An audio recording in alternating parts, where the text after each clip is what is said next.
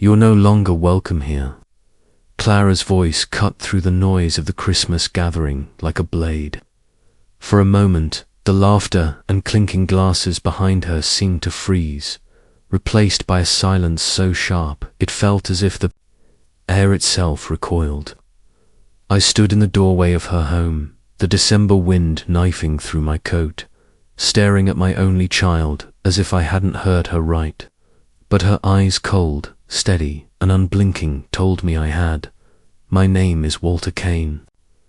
I'm 76 years old. I served in the US Navy for nearly a decade before coming home to build a woodworking business with my own two hands. For 50 years, I turned raw timber into pieces that would outlast me, the kind of work you sign your name to with pride. That business, along with careful investments in land, became my life's legacy, $12 million in value, give or take. I always assumed it would be the foundation for Clara's future, and maybe her children's too. But standing there with snow gathering at my boots, I realized she was cutting me out of more than just a holiday gathering. She didn't step aside to let me in. Instead, she shifted her weight just enough to block the doorway. Behind her, the house glowed with the soft light of 1,000 white bulbs wrapped around garland. The table laid out with prime rib and pies, Daniel's voice floating from the dining room. She didn't offer me a seat, didn't ask if I'd driven in safely. She just looked at me as though I were a stranger who had wandered into the wrong house. I managed a steady breath, told her I'd only come to drop off the gifts I'd made for Daniel and her handcrafted pieces, like I always did. That's when she said it again, slower this time, as if she wanted each word to land. "You're no longer welcome here." Her hand reached for the door, but before she could close it, a burst of laughter came from the living room. For a split second, she turned her head toward the sound, and my eyes caught something on the side table, just beyond the foyer, a thick manila folder. The top sheet clipped neatly, bearing my name in bold print.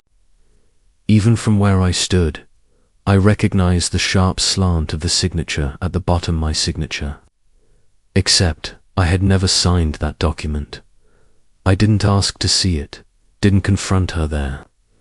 Years in the Navy had taught me the value of choosing when to speak and when to simply observe.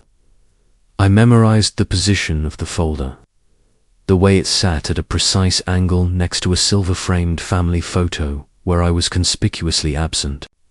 Clara noticed my glance and moved quickly, stepping further into the doorway.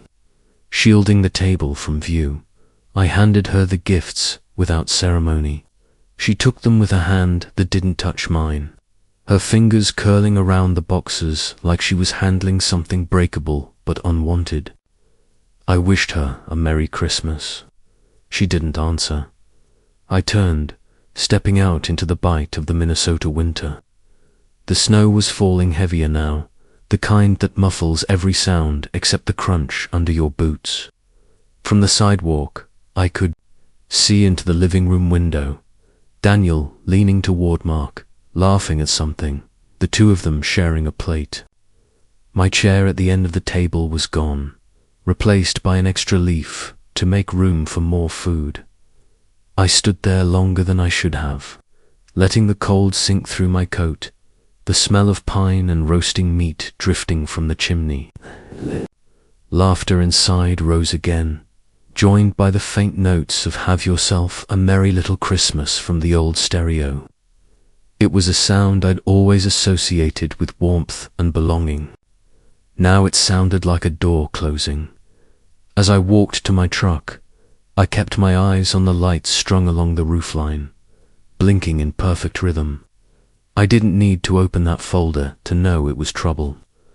I've seen enough contracts to recognize the posture of paper meant to change hands quietly, and I've seen enough eyes like Clara's to know she'd already made peace with the choice to keep me on the outside. I drove the long way home, past the frozen lake where we used to skate when she was a girl, past the church where I'd carried her on my shoulders at Christmas Eve services. Each place looked the same as it always had, but it all felt like another man's memories. At my own front door, I paused. The wreath I'd hung last week still smelled faintly of cedar. Inside, the house was quiet, the kind of quiet that seeps into the bones. I set my coat on the hook, sat at the kitchen table, and thought about the signature. The ink I hadn't put to paper, the neatness of it like someone had practiced. I poured myself a glass of water, not whiskey. My mind needed to stay clear. There was no point calling Clara tonight. She had made herself clear enough.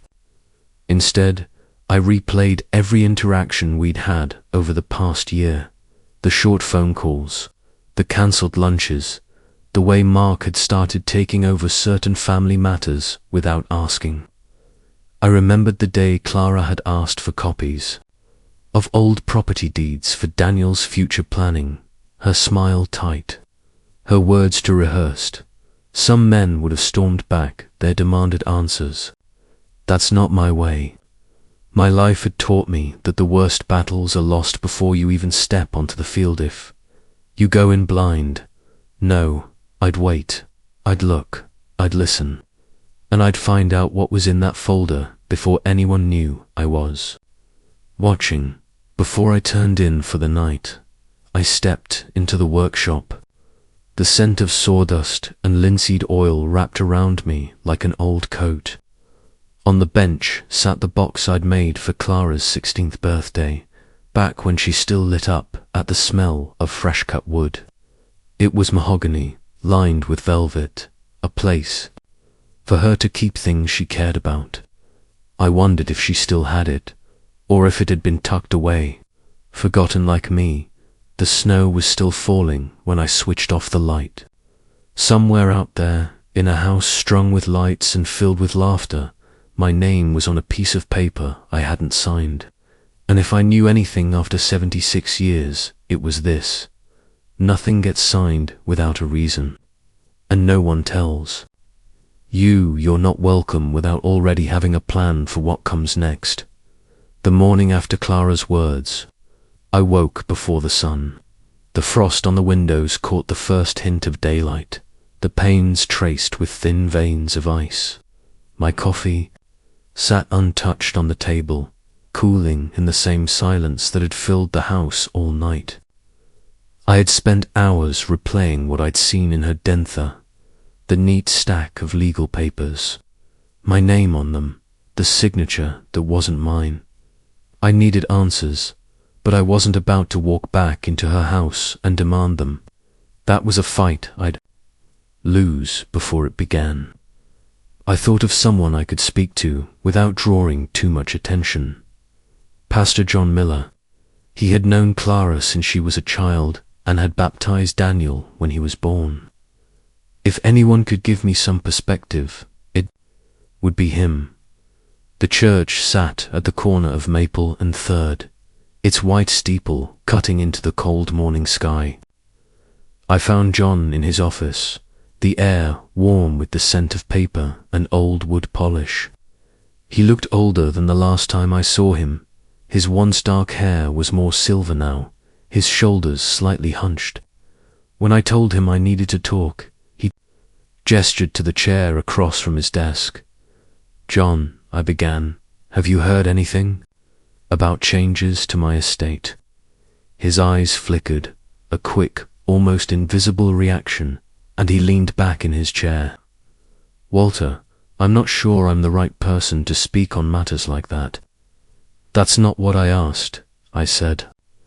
My voice was even, but I could feel the heat rising under my collar. He picked up a pen, rolling it between his fingers. Families go through seasons. Sometimes decisions are made in complicated circumstances. I've learned it's best to trust those closest to you. I stared at him. Closest to me, or closest to them? For a long moment, he didn't answer. Then, almost as if changing the subject, he asked how I'd been feeling lately. I stood up, realizing I wasn't going to get anything useful from him. His avoidance told me enough. Something was happening, and he didn't want to be in the middle of it. Leaving the church, I called Mark. He picked up on the third ring, his tone smooth as ever. "Walter, to what do I owe the pleasure?" "I came across a document at your house last night," I said. "It had my name on it." There was a brief pause before he replied, "Ah, that. Clara and I have been streamlining things. You know, making sure assets are in the right places for the family's future. It's all above board. I didn't sign anything. You must have forgotten. These things happen." His voice carried a lightness I didn't believe for a second. "We sold a portion of the Riverbend property last week. Great deal. The money's being invested for Daniel's future. Maybe even a startup if he's got the ambition.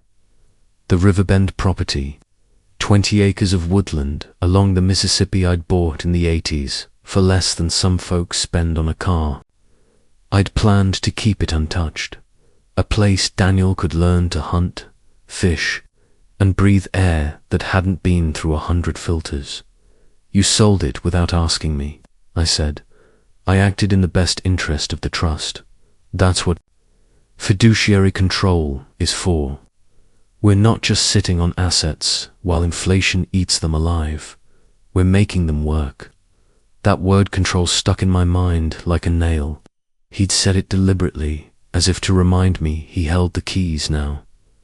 "What you call making them work," I said, "I call undoing a lifetime of work."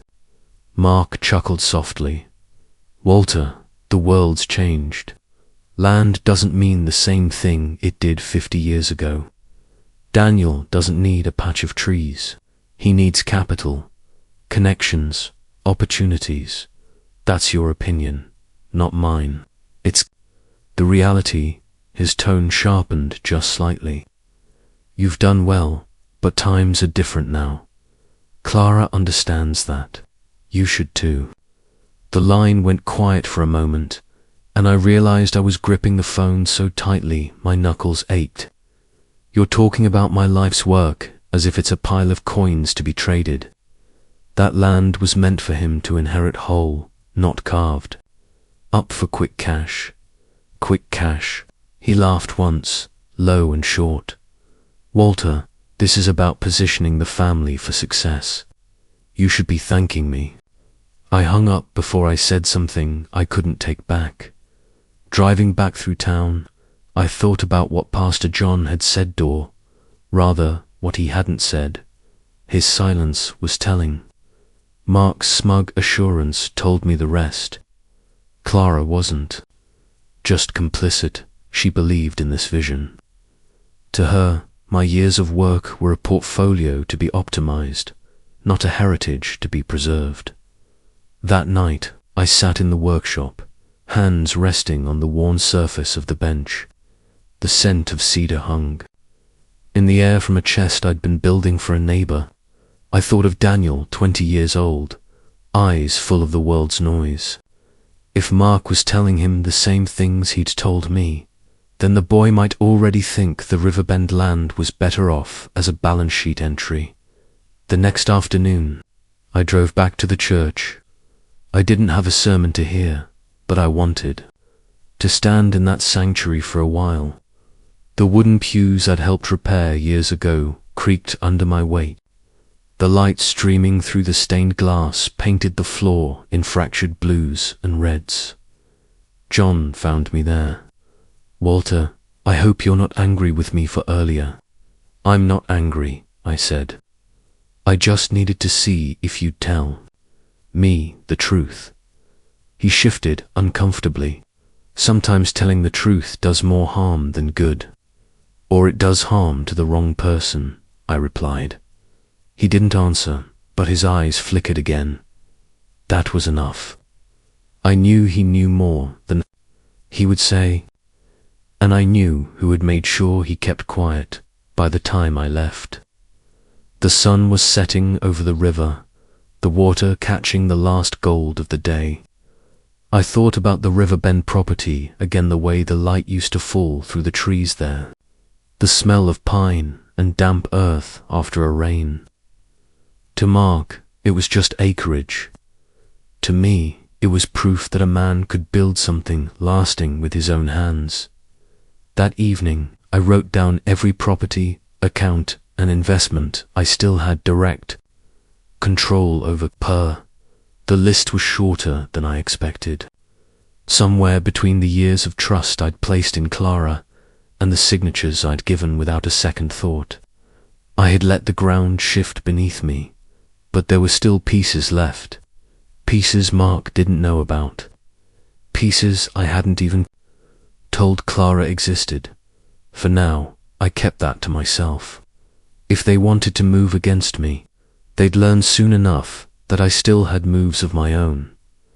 I drove to Lydia Holt's office that Thursday afternoon, the cold wind pushing at my back as if urging me inside. She'd managed my finances for nearly 15 years before she left for a bigger firm in the city. In all those years, I'd never had a reason to doubt her word. She was practical, detail-oriented, and blunt when she needed to be. If there was something to know about the documents I'd seen at Clara's, Lydia would know it. Her office sat on the second floor of a brick building above a coffee shop. Through the glass door, I could see her at her desk, glasses perched low on her nose as she scanned a file. When she looked up and saw me, her expression tightened, the kind of shift you notice even when someone's trying to hide it. "Walter," she said as I stepped inside, "this is unexpected. I need some clarity," I told her. "About certain changes I've heard, changes I never approved." She motioned to the chair opposite her desk, but her eyes kept flicking toward the hallway, as if she didn't want to be overheard. I sat down. "I can't speak to anything I'm not directly managing," she began carefully. "You managed everything for years. You know the history, the trust, the accounts, the property deeds." Her fingers laced together, the knuckles whitening. "Walter, those documents you saw, they've been processed legally, which means what? Which means even if I wanted to intervene, there's nothing I can do. The transfers have already been registered." I leaned back, studying her. "You're telling me Clara and Mark now have authority over my holdings?" She hesitated, just a breath too long. "In certain areas, yes. In certain areas," I repeated. "Which ones?" Her gaze dropped to the blotter on her desk. "Properties tied to the primary trust. Joint accounts linked to that trust. Any disbursements now require their approval." The air in the room felt colder. "When did this happen?" "Officially, about 2 weeks ago." 2 weeks. That meant, while Clara was sending me cheerful reminders about Christmas dinner, she was also locking me out of decisions about my own life's work. I rose slowly. "Thank you for confirming what I suspected." Lydia's voice softened. "Walter, you should be careful. Mark knows how to protect himself. And Clara, she's not the girl you remember." I left without another word, my mind turning over the phrase she'd used, legally processed. I'd built my reputation on keeping things in order, making sure every bolt and beam was sound before calling something finished. Now I was looking at a structure I'd built, being dismantled under my feet. That evening, I logged into my bank account. The balance on the joint account I'd kept for large expenses was lower than it had been a month ago. Not just lower, my name had been removed from the list of authorized signers. The screen showed primary access, Clara Kane, Mark Sanders. I checked another account, one tied to the woodworking shop's residual profits. Same story, my name was gone, replaced by theirs. I sat there staring at the screen, the glow of it stark against the dark kitchen. Money wasn't the heart of what I valued, but it was the lifeline that kept my independence intact. Without control over it, I might as well hand them the keys to the house. The next morning, I drove to the Riverbend property the stretch of woodland Mark had already carved a piece from. The gate was locked. A new sign had been posted. Private access authorized personnel only. I ran my hand along the cold metal chain. It was my land, but I was now an intruder here too. When I turned back toward the road, I saw a car, parked just down the shoulder. Inside, a man I didn't recognize sat behind the wheel, pretending to read something. I drove past, watching him in the mirror until he disappeared from view. That afternoon, as I was sanding down the edge of a cedar tabletop in my workshop, the phone rang. It was Lydia. Her voice was quieter than usual. "Walter, I think you should know Mark's been asking questions about your remaining assets, the ones not listed in the trust. I set the sander down, and you told him, no, but he's persistent. He knows you're not going to roll over." A faint noise in the background caught my ear, like the click of another phone line. "Lydia, is someone listening to this?" She didn't answer right away. "Just watch yourself," she said finally, and hung up. It didn't take long for me to realize she'd called as much to warn me as to warn them that I was digging. If Lydia had once been on my side, that time was over. By the weekend, the full scope of it had settled in. I wasn't just losing land or accounts, I was being written out of the decision-making entirely. The bank records proved it. The gate at Riverbend proved it. The guarded words from Lydia proved it. And the strange car near the property told. Me, Mark, was keeping closer watch than I'd thought. Late Sunday night, I walked into the den and pulled the old ledger from the bookshelf. The one that listed every property I'd ever bought, every investment I'd made. I went down the list, marking those I still had unchallenged authority over. There weren't many. The rest, everything tied to the trust, was in their hands now. Decisions about my legacy, about Daniel's future, about the very things I'd built from scratch, could be made without me. I thought of Daniel, how he'd looked up to me as a boy, how he'd followed me into the woods on crisp autumn mornings, how he'd once told me he wanted to take over the workshop someday. If he knew what was happening now, I wondered which side of the gate he'd be standing on. The house was quiet, too quiet. I closed the ledger and placed it back on the shelf, my hands lingering on the worn leather cover. I knew what I'd lost so far. The question now was how much more they thought they could take before I stood in. Their way, somewhere out there, Mark and Clara believed they'd already won. They hadn't yet seen how I handle a fight. I didn't start, but refused to lose. It was a grey afternoon when I heard the knock on my front door. The wind had been rattling. The eaves all day, carrying the smell of snow, but this was no gust. It was deliberate, 2 short raps, a pause, then another. When I opened the door, Daniel stood there. He was taller than I remembered, his hair longer, the hint of stubble along his jaw. 20 years old now, my grandson had grown into a young man, but his eyes didn't carry the same ease I'd seen when he was a boy chasing after me through the woods. "Daniel," I said, surprised. "Come in." He stepped inside, keeping his hands in his jacket pockets. His shoulders were tight, and he looked like someone carrying a message they didn't want to deliver. We sat at the kitchen table, the same table where I'd taught him how to carve a birdhouse from scrap pine. He didn't meet my eyes. "Mum asked me to bring you this," he said, pulling a folded envelope from his pocket and setting it down between us. "What is it? Just read it." I opened it, the paper cool and stiff in my hands. The handwriting was unmistakably Clara's, sharp, precise. Every letter formed like it had been drawn with a ruler. "You may think your years in uniform and your shop make you a man of sacrifice, but you were nowhere when it mattered. While Mum was dying, you were absent, distracted by work, unwilling to face the truth.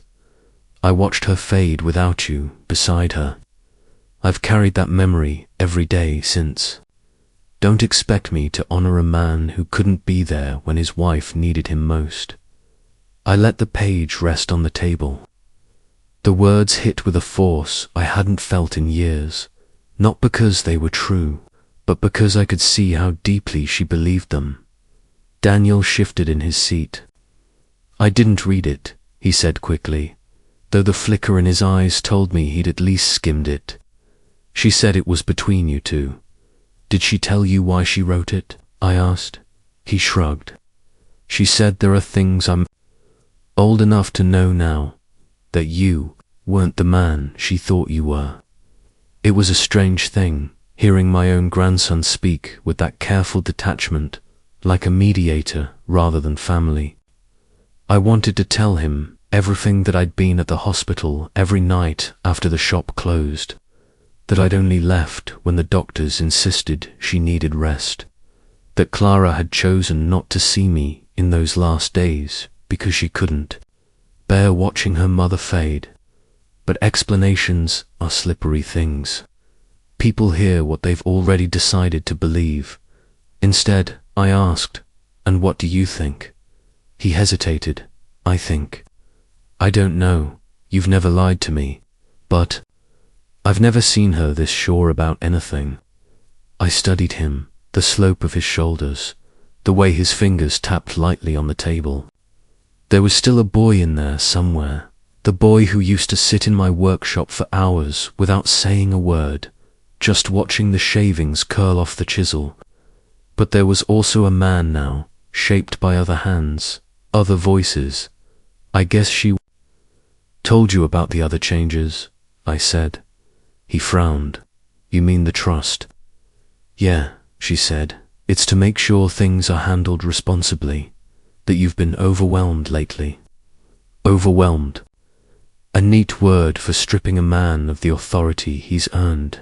"Daniel, do you think I'm incapable of making decisions about my own life?" His eyes dropped to the envelope. "I think you and Mum see the world differently." That was the first honest thing he'd said since walking in. He stood to leave, and I walked him to the door. Outside, the clouds were breaking, letting in a dim band of late afternoon light.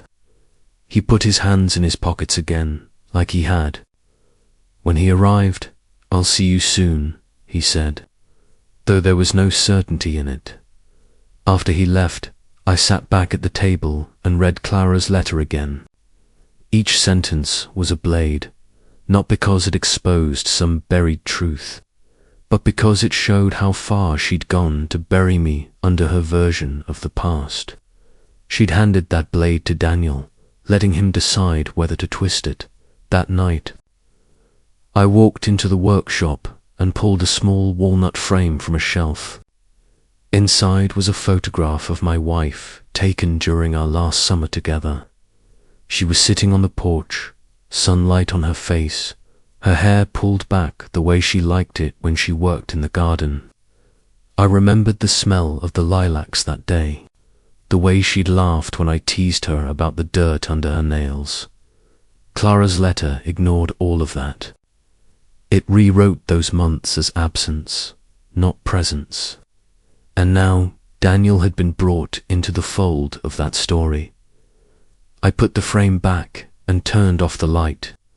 The house felt larger than it had the day before, the rooms quieter. The absence I'd been accused of had become real, not because I'd chosen it, but because it was being built around me piece by piece. Clara had made her move. She'd turned memory into a weapon, and she'd placed it in the hands of the one person she knew I wouldn't fight. But there's more than one way to win a fight. And I wasn't about to let her dictate the ending. I waited 2 more days before calling Lydia again. She picked up on the second ring, her voice clipped, like she was already bracing for what I might say. "I need you to pull the financial records from the last quarter," I told her. "Every transaction tied to the trust, every change in account." Authority. There was a pause on the line. "Walter, I can't do that. You can't, or you won't. I mean it. I'm not in a position to dig into this without authorization from the trustees. That means Clara or Mark, and I don't have their permission." I leaned against the workbench in my shop, the phone warm against my ear. "You worked for me. For years, Lydia. You know my signature, my habits. You know I didn't sign off on these changes." Her voice dropped lower. "It's not just about signatures. It's about what happens if I cross them. Mark has information, personal things, that could destroy my career if they got out." "What kind of information?" "Enough," she said sharply, then softened her tone. "I wish I could help you, but this is bigger than me now. You're going to have to find another way." I let the silence stretch before ending the call. Her refusal didn't surprise me, but hearing her admit she was compromised hit harder than I expected. Lydia had always been steady, unflappable. Now she sounded like someone cornered. That evening, I decided to see Pastor John. I'd known him for decades, through good seasons and hard ones. He'd baptized Clara, married her to Mark, and spoken at my wife's funeral. If there was anyone who might give me a straight answer, I thought it would be him. The church was empty except for the faint hum of the heater and the scent of old hymnals. I found John in his office, reading from a thick, leather-bound book. He looked up when I stepped in, his face lighting briefly before settling into something more guarded. "Walter," he said, "it's been a while. I came because I need to ask you something," I told him, closing the door behind me. "I know you've been in touch with Clara. I need to know what she's been telling you about me." He shifted in his chair. "Pastoral conversations are confidential, you know that. I'm not asking you to betray a confidence. I'm asking if you believe what she's saying." He sighed, setting the book aside. "Walter, families can be complicated. People remember the same events in very different ways." "That's not an answer." He hesitated, then said, "Mark came to see me last month. He didn't come for spiritual counsel. He came to make sure I understood that certain subjects were off limits if you and I spoke." The muscles in my jaw tightened. "Off limits?" John nodded. "He knows things about me, mistakes from my past that could ruin my work here if they came out." He didn't say it outright, but the implication was clear. If I interfere in this, I could lose everything. For a moment, neither of us spoke. I could hear the faint ticking of the clock on his desk. "You've done a lot for this community, John," I said finally. "But right now, you're helping them by staying quiet." His eyes dropped. "I know, and I hate it. But I can't fight them and keep my congregation." I left the church with a hollow feeling in my chest. Lydia and John, 2 people I'd once counted as allies, had both stepped back, not out of malice, but because Mark had found ways to make silence their safest choice. That was his style. Never attack directly if you can remove someone's courage instead. The following morning, I was in my workshop, planing down a piece of maple, when the phone rang. I almost didn't answer, but habit won. It was a number I didn't recognize. "Mr. Kane?" A woman's voice asked. "Yes." This is Rachel Myers. I'm with the county's community health program. We met briefly at the Veterans Breakfast last year. I remembered her short dark hair, quick smile, the kind of person who seemed genuinely interested in whoever she was speaking to. I've been reviewing some grant applications, she continued, and I came across your name attached to a property donation proposal. It's not signed, but it lists you as the donor. I wanted to confirm before we process it. My grip on the phone tightened. What property? The Riverbend acreage. My voice was steady, but I could feel my pulse climbing. I didn't submit that. That's what I suspected. The handwriting on the supporting letter. It's neat, almost like it was traced. I thought you should know before this goes any further. I thanked her and hung up, staring at the grain of the wood in front of me. Lydia couldn't help. John wouldn't help. And now a stranger had confirmed what I already knew. Mark and Clara weren't just taking control. They were preparing to move the last pieces without me knowing until it was done by the end of the day. I understood exactly where I stood. No allies, no authority, no benefit of the doubt. Even the people who still respected me were being boxed into corners where speaking up would cost them too much. That night, I sat in the darkened workshop long after the tools were put away, listening to the wind press against the walls. They thought they'd left me with nothing but silence. But I'd learned long ago in the Navy, in business, in life, that silence could be a weapon too, if you knew how to use it. The news came to me through a voice I didn't expect to hear again. It was one of the younger men who used to work part-time at my shop, now hauling lumber for a contractor on the other side of town. He called just after dawn, his words rushed, as though speaking too slowly might give someone time to cut the line. Mr. Kane, he said, I was at a job site near the old Riverbend property yesterday. Saw Mark Sanders with a couple of suits I didn't recognize. They were walking the lot, pointing at sections like they already owned it. I kept my tone steady. You hear what they were saying? Not much, but I did catch the name of a development firm, something like Ridgepoint Holdings, and it sounded like they were talking about a full sale, not just the portion that was signed over. When I hung up, I sat at the kitchen table for a long minute, staring at the steam curling from my coffee. Selling the rest of Riverbend wasn't just about money. It was about erasing the last piece of land that still carried my name outright. I'd fought to keep that stretch untouched since the day I bought it. If this was true, Mark was moving fast, and Clara knew. I drove into town that afternoon under a low sky that felt heavy enough to press on the roof of the truck. Clara's office was on the top floor of a glass front building she'd moved into. A few years back, a far cry from the modest real estate space she'd started in, her secretary tried to tell me she was busy. But I walked past her and opened the door anyway. Clara was at her desk, phone in hand, eyes narrowing when she saw me. She set the receiver down slowly. This isn't a good time, Dad. Make it one, I said. I hear you and Mark are looking to sell the rest of Riverbend. A flicker crossed her face, gone almost as soon as it appeared. Mark is handling the details. He says Ridgepoint can close in 30 days. It's a solid offer. It's theft, I said plainly. That land isn't just numbers on a sheet. You know why I kept it.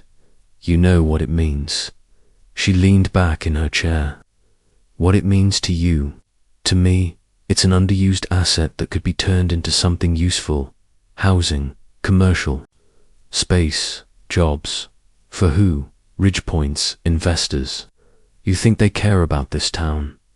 Her gaze sharpened. You're letting sentiment block progress. This isn't about you anymore. It's about the future. I stepped closer to her desk. Then tell me this, how much of that future is Mark promising you?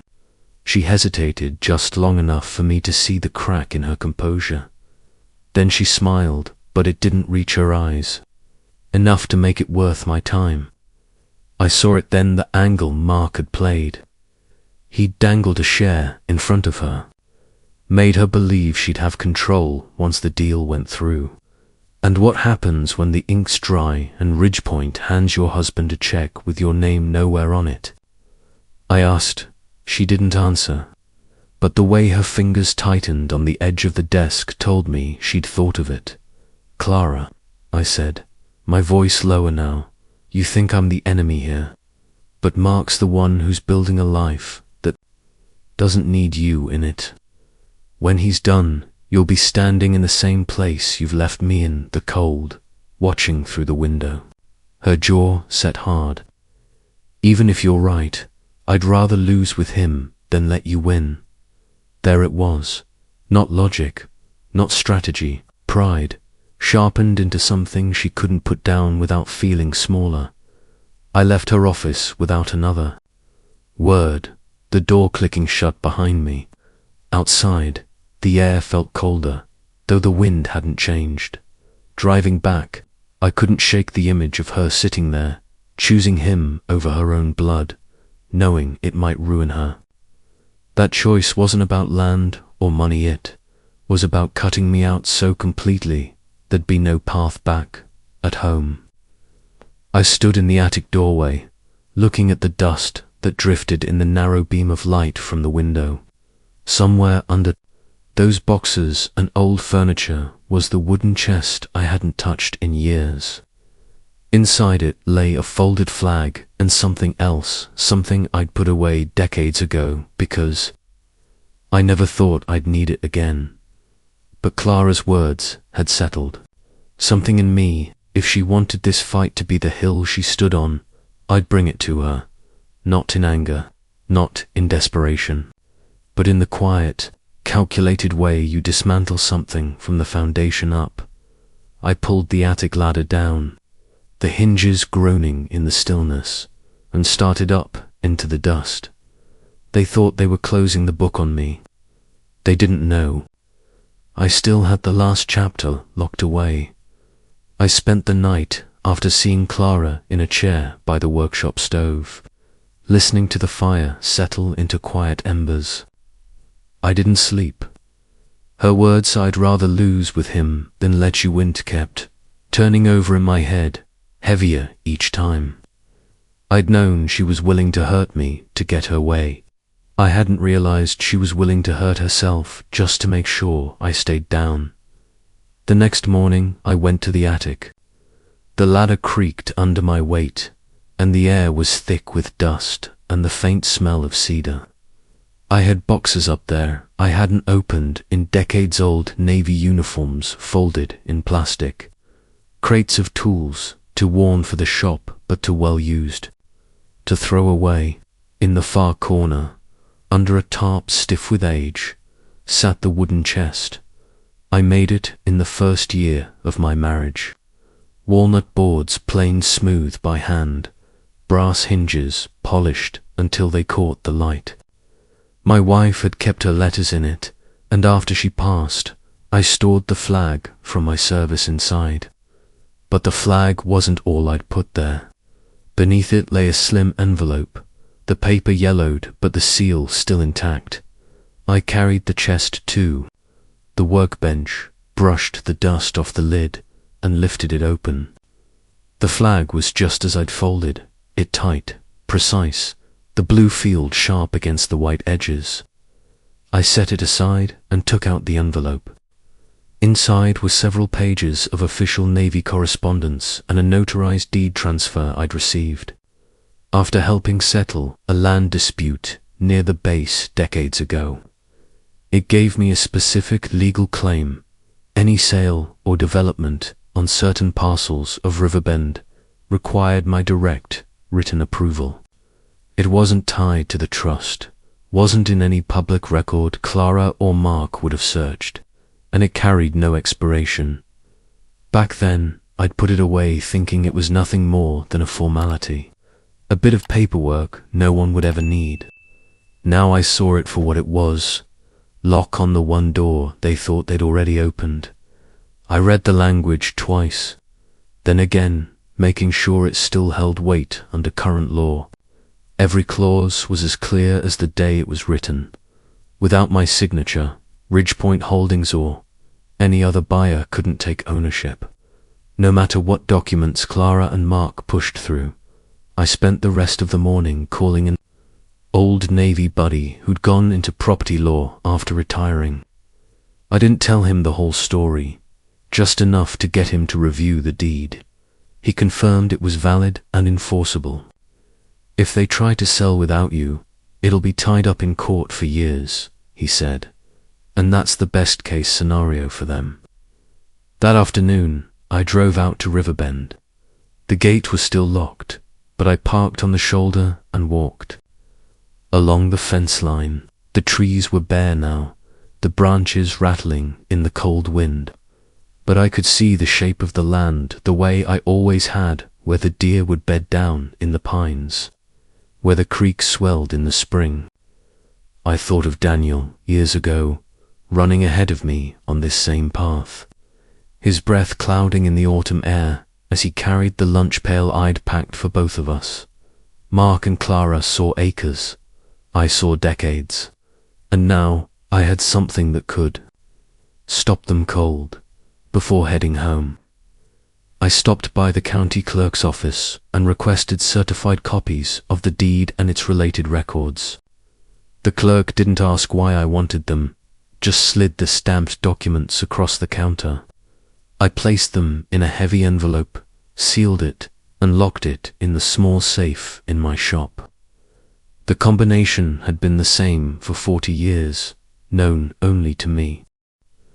That night, I sat at the kitchen table with the chest in front of me, the flag folded back in place, the lid closed. I ran my hand over the grain of the wood. My wife used to say that a well-made chest could outlast the person who built it, holding not just things but intentions. She'd been right. This box had kept my service flag safe, but it had also kept a weapon ready for a fight I didn't know I'd have to face. I thought about showing my hand right away, confronting Clara with the document, watching the color drain from her face, but something told me to wait. Let them think they'd cornered me, let them bring the deal to the table, and then break it in front of every person who'd been led to believe I was powerless. That was the only way this would mean anything. It wasn't enough to win. I needed the truth in the open. I needed the people who'd stepped back, Lydia, John, even Daniel, to see exactly what I still had in me. I put the chest back in its place in the attic, the envelope locked away downstairs. The cold wind rattled the windows, but the house felt steadier than it had in months. They were still moving their pieces. So was I. I arrived at the county offices a half hour before the meeting. The winter wind cut sharp across the parking lot. Carrying the smell of wet asphalt, I carried only one thing in my hand, a leather portfolio that had been with me through deployments, business negotiations, and now the final confrontation. Inside was the document they didn't know existed, along with copies certified and stamped. Beneath it, wrapped in cloth, was my service flag. Through the glass doors of the meeting hall, I could see them already inside. Mark stood with his back to me, speaking animatedly to a man in a Ridgepoint Holdings jacket. Clara was seated at the far end of the table, flipping through a stack of contracts. She didn't look up as I walked in. The company's attorney, a thin man with a bright tie, glanced at me with a polite smile. "Mr. Kane, we weren't expecting you," he said. "I figured I'd save you some trouble," I replied, taking the empty seat opposite Clara. Mark's grin was deliberate, the kind of smile a man wears when he believes the fight is already over. "Walter, This is a closed session. We're finalizing the transfer paperwork. Everything is already approved. That's the thing, I said, placing the portfolio on the table. It's not. The room went quiet, except for the faint hum of the overhead lights. I opened the portfolio slowly, sliding the folded flag out first. I laid it gently on the table, the blue and white edges catching every eye.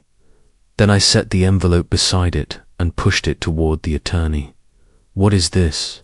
Clara asked. Her voice sharp, a tremor just beneath the surface. "Read it," I said. The attorney slipped the papers from the envelope, his eyes moving quickly over the text. His expression changed. First confusion, then recognition. He looked up at me. "This grants you final approval over any sale of the Riverbend parcel. Without your signature, the transfer is void." Mark leaned over to snatch the papers, scanning them himself. "This is decades old," he said. "Outdated, irrelevant." "Still on record," I said. "Still binding."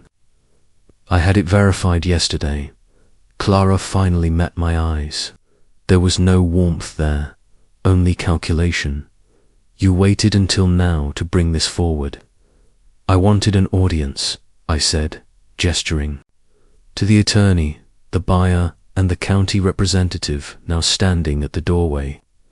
"I wanted everyone here to understand that Riverbend isn't for sale, not to you, not to anyone." The Ridgepoint representative shifted uncomfortably.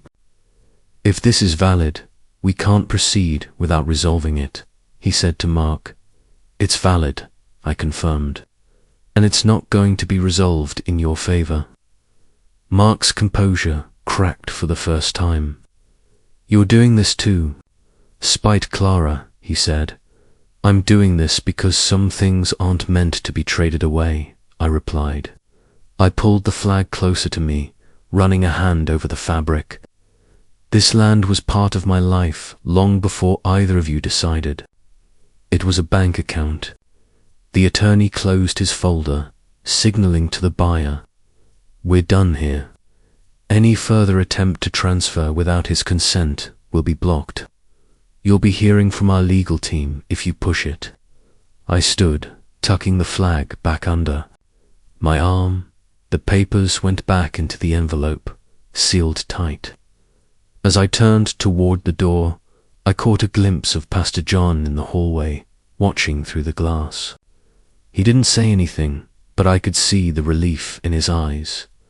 Clara's voice followed me out. "You think this makes you the hero? You've just ruined everything for this family." I stopped at the doorway, looked back at her. The idea of family is built on taking from the people who built it, then it deserves to be ruined." The cold air outside felt cleaner than it had in months. I walked back to my truck, the flag on the seat beside me. They thought they'd come here to close a deal. Instead, they'd watched it dissolve in their hands, and I'd made sure they understood exactly why. The news of the failed sale spread faster than I expected. By the next morning, the county paper had a photo of me at the signing table, flag in front of me. Headline reading, "Veteran Blocks, multi-million-dollar land deal." Mark's name was in smaller print, but it was there. Clara's wasn't mentioned. That silence said more than any headline could. By the end of the week, Mark's law firm issued a terse statement about internal restructuring. In plainer terms, he was out. The Ridgepoint contract collapsed, taking with it the trust he had carefully spun between himself and my daughter. Clara called. One's no apology, no explanation, just a clipped, "We'll see about this." I didn't answer. Instead, I drove to the bank, withdrew the necessary documents, and met with the Community Foundation. I didn't tell them everything, just enough to set the wheels in motion for a permanent endowment in Margaret's name. $12 million. Schools, food programs, veterans housing, the kind of work she used to lose herself in back when she still had the strength to volunteer 3 days a week. When the final signatures were done, they gave me the plaque for the dedication. Heavy bronze, her name etched deep. I carried it home in the passenger seat, the same way I'd carried the flag. Daniel showed up that evening. He didn't knock, just stepped inside, holding the letter I'd sent him. His eyes moved from the plaque to the flag, then back to me. "You really gave it all away?" he asked. "I kept what matters," I said. "The rest will serve people who will actually value it." He nodded slowly, as if measuring those words against everything he'd been told. "Mom's going to hate you for this." "Probably," I said. "But one day you'll understand, and when you do, you'll have a choice. What you inherit isn't money, Daniel, it's the way you choose to live when you think no one's watching." He didn't answer, but when he left, he looked back at me before closing the door. That was enough. A month later, I stood outside the new community center on dedication day. The parking lot was full. Children ran past with paper cups of hot chocolate. Inside, the plaque gleamed on the wall, her name catching the morning light. I caught sight of Clara at the far end of the street. She stood there for a while, just looking. Then she turned and walked away. I didn't follow. Some distances aren't meant to be closed. Now that the noise has settled, I can see the line. From start to finish. I was thrown out of my daughter's house, had my name stripped from my own accounts, watched old friends turn their backs. I learned exactly how far family will go when they think you're too old to fight back. And I learned something else: when you stop clinging to what they're trying to take from you, they lose their power. The only reason they could hurt me was because I still cared about their approval. Once I stopped, I saw the whole battlefield for what it was. People like to talk about forgiveness, about keeping the family together no matter the cost. But sometimes the cost is too high, and the debt isn't worth paying. You can spend your last years begging for scraps of affection from people who measure love in assets. Or you can take what's left of your strength and build something that outlives their greed. I chose the second. If you've been shut out, if they've written you off, remember, you don't have to win them back to win. The real victory is making sure they can't define your worth. And if you're listening to this, thinking about the people who've taken from you, lied to you, used your own bloodline as a weapon, know this: you are not powerless. They're counting on you to stay quiet. Don't. I've been through the dark, and I'm still here. You can be too. If you want to hear the next story, stick around. There's more to tell.